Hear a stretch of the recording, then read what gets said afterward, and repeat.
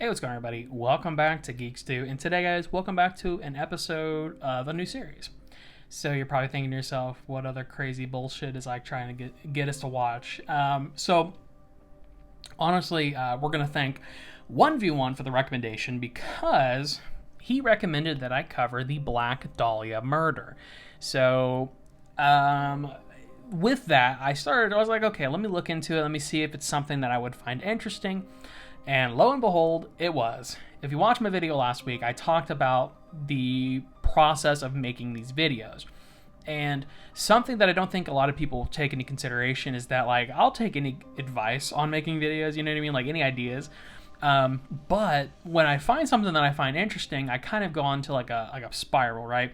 So I started looking into this, and I started finding other true crime cases that were really interesting. So with that in mind, today is the first episode, and I'm not sure if this is going to be the final title, so whatever title you see, this is going to be a true crime series where I review true crime, cold cases, solved cases, whatever the case may be, get it, case, and we're going to talk about them. So today is going to be the part one of a two-part series about the Black Dahlia murder. So I'm sure that's not what you wanted to hear. This was sort of a last-minute decision. As I was looking at the script, I realized how long it was and how long it was going to take to film these, and I was like, I'm going to split it up into two parts because of one big reason.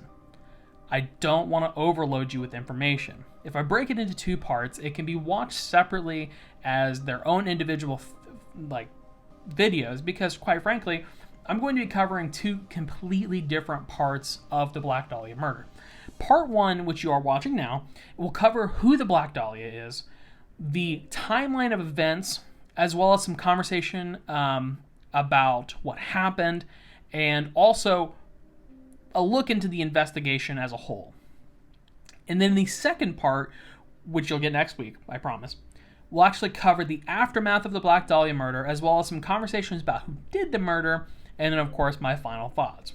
And the reason I'm breaking it up this way is because both of these are going to be unique perspectives and videos about the Black Dahlia murder. This one's going to be more informational about what actually happened. Next week is going to be even perhaps a little more opinion based on who I think did it, and so on and so forth. So, again, I'm sure not everybody wanted to hear this is going to be a two-part series, but given how long it is, it was necessary, but there's no need to fret.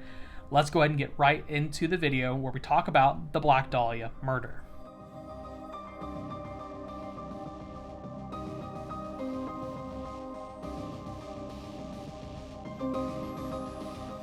So first, we want to talk about who is the Black Dahlia. The Black Dahlia was a posthumous nickname given to one Elizabeth Short. Elizabeth Short was the victim of an especially brutal murder, which we will get into momentarily. For now, we just want to talk a little bit about who Short was and some things that she did. Short was born July 29, 1924 in Boston. As a child, Short spent her early life in New England and then Florida before relocating to California, where she lived with where her father lived. Apologies. It is also common believed that Short was an aspiring actress. She has no acting credits or jobs while in Los Angeles, but she still had aspired to be a film star. Now, I wanted to give this little context just to kind of give you an idea of who this person was. And as we go along through the timeline, as well as the investigation of the Black Dahlia murder, we're going to find out more and more about Short. And we're going to talk about, in probably next video, about some possible accusations towards Short that I don't necessarily feel like are true, but it's still important to mention them, as well as the information I provided you, kind of her background, where she was, where she came from, and where she went. But with that in mind, that quick little intro out of the way, we also want to jump now into the timeline of events of the Black Dahlia murder.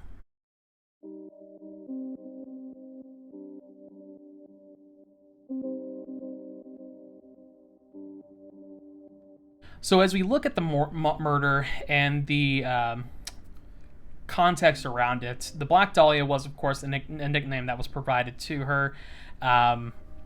It's not super clear about what it was given to her for. I believe there was a movie called The Blue Dahlia around the time that they likened it to or something. There's also just some theories about how the Black Dahlia, which I believe is a flower, I'm not 100% sure, does have some connotation of death with it. But let's talk about some events in the timeline. First, we're going to start out with some events prior to her death that are of importance. On January the 9th, 1947, Short returned to her home in LA after a brief trip to San Diego with a Robert Red Manley, a 25-year-old married salesman who she had been dating. Manley stated that he dropped Short off at Baltimore Hotel in downtown LA and that Short was meeting her sister. Some staff from the hotel do recollect seeing Short, and shortly after she had been seen by patrons down at a grill called the Crown Grill Cocktail Lounge at 754 South Olive Street, which is about 3/8 of a mile from Baltimore, or the Biltmore, I'm sorry. Also, 3/8 of a mile was a very specific measurement. And then with that in mind, we jump forward now to January 15th, 1947, when Short's body was discovered. So there are some important items to know. Obviously, I'm not going to include any pictures because there are pictures or like recreations that float around, which is incredibly disturbing. So I'm not going to show those. But Short's body was discovered nude and in two pieces. The reason this murder was so infamous at the time was because of the state of her body.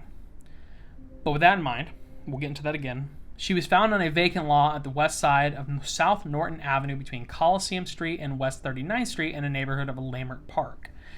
The individual that discovered Short's body was local resident Betty Bursinger, who discovered her body around 10 a.m. while walking her 3-year-old daughter. Bursinger actually initially believed that Short was a discarded store mannequin, but soon realized that it was in fact not. Bursinger then went to a nearby house to call the police. Now, Short's body, of course, was severely mutilated and was completely severed at the waist and was drained completely of blood, making her skin a pallid white.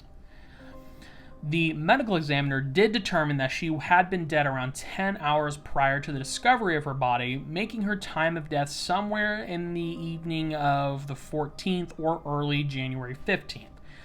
A few other items of note is that Short's body had been washed by the killer. Apparently, this was a very common thing to wash things with gasoline to remove fingerprints and stuff. I didn't know that, but I guess it was used, and this does reoccur in this conversation. As well, her face had been slashed to the corners of her mouth to her ears, creating an effect known as a Glasgow smile. She also had several cuts on her thigh and breasts, with entire portions of flesh having been ripped away. As well, her body had been posed as such. The bottom half of her body was positioned with about a foot away from the upper part. Her intestines had been tucked neatly under her buttocks, and then her hands were over her head with elbows bent at 90-degree right angles, and her legs were spread apart. At the scene of the body, detectives also found heel prints on the ground amid tire tracks, as well as a cement sack, like a pack of cement, containing watery blood.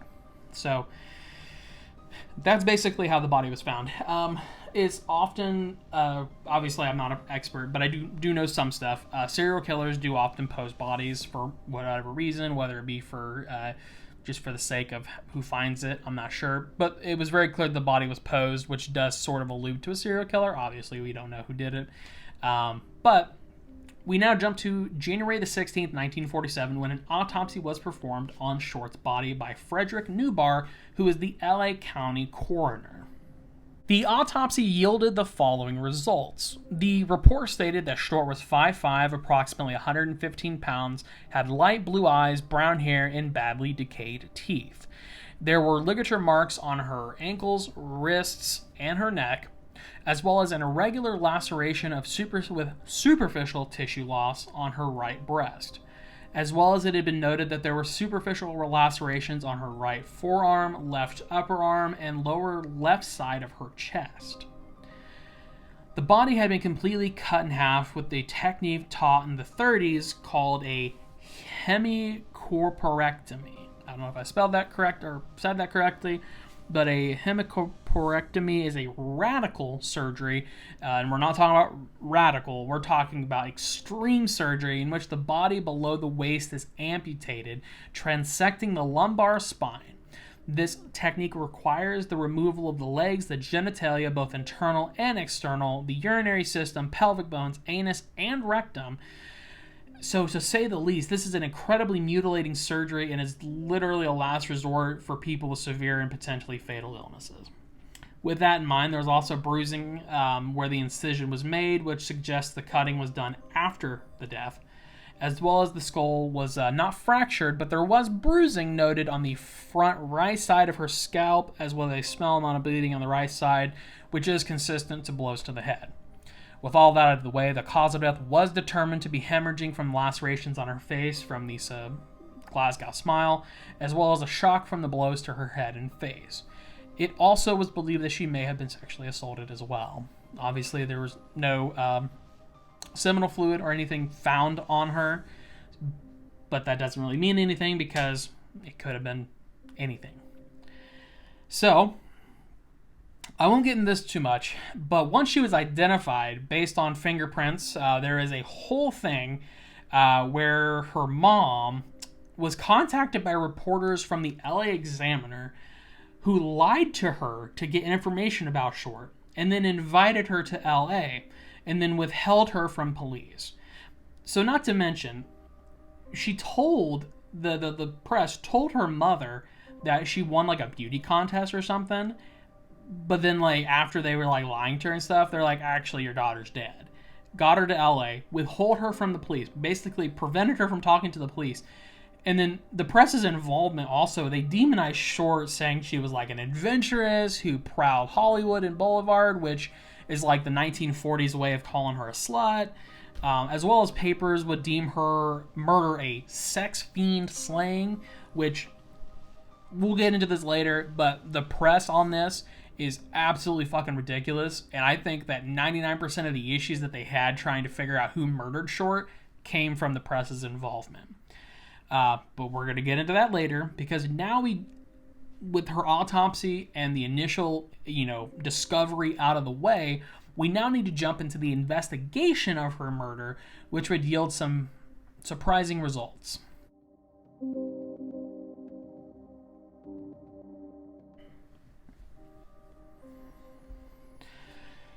So I want to preface this by saying that the investigation of Short's murder is unfortunately a cold case. There are a few notable events with the investigation that I do think are interesting to know, but nothing ever came from it. On January 21st, 1947, a person claiming to be Short's killer called the office of James Richardson, who is the editor of the Examiner, who congratulated Richardson on the newspaper's coverage of the case. He as well stated that he planned on turning himself in eventually, but wanted police to pursue him further. He also told Richardson to expect some souvenirs of Beth Shorts in the mail. Now, this is weird, but on January 24, 1947, a suspicious manila envelope was discovered by a U.S. postal worker. The envelope was addressed to the LA Examiner and other LA papers. It was addressed as such with the individual words that have been cut and pasted from newspaper clippings. So you've probably seen it as like a gag for like ransom notes. So that's what this looks like. As well as a large message on the face of the envelope that read, "Here is Dahlia's belongings, letter to follow." The envelope had Short's birth certificate, business cards, photographs, names written on pieces of paper, and an address book with the name Mark Hansen on the cover.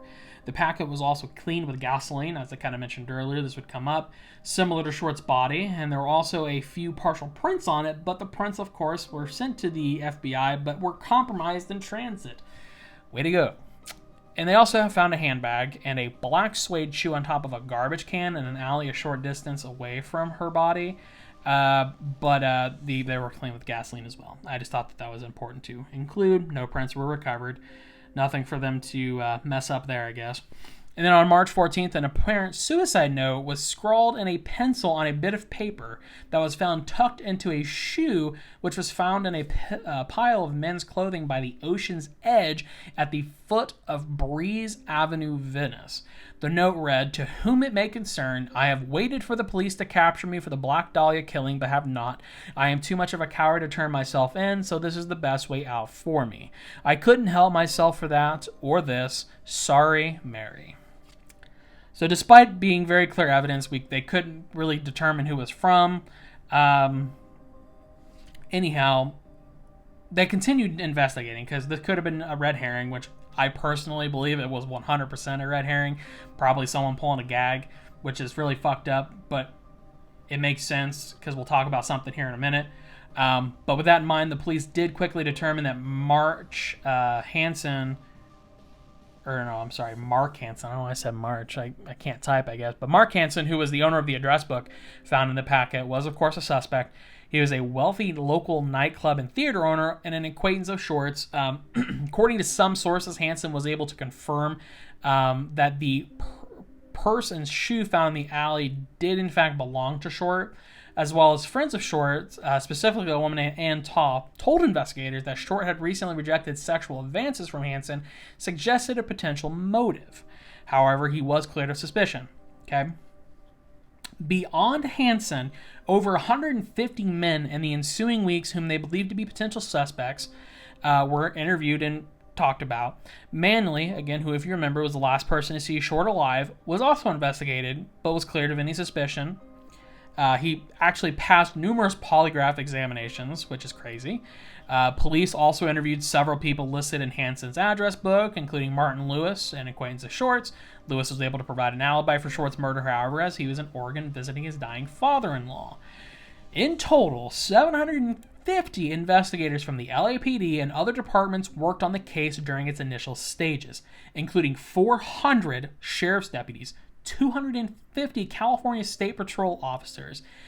In addition to that, various locations were searched for evidence, including storm drains through LA, abandoned structures, and various sites along the LA River, but yielded no further evidence.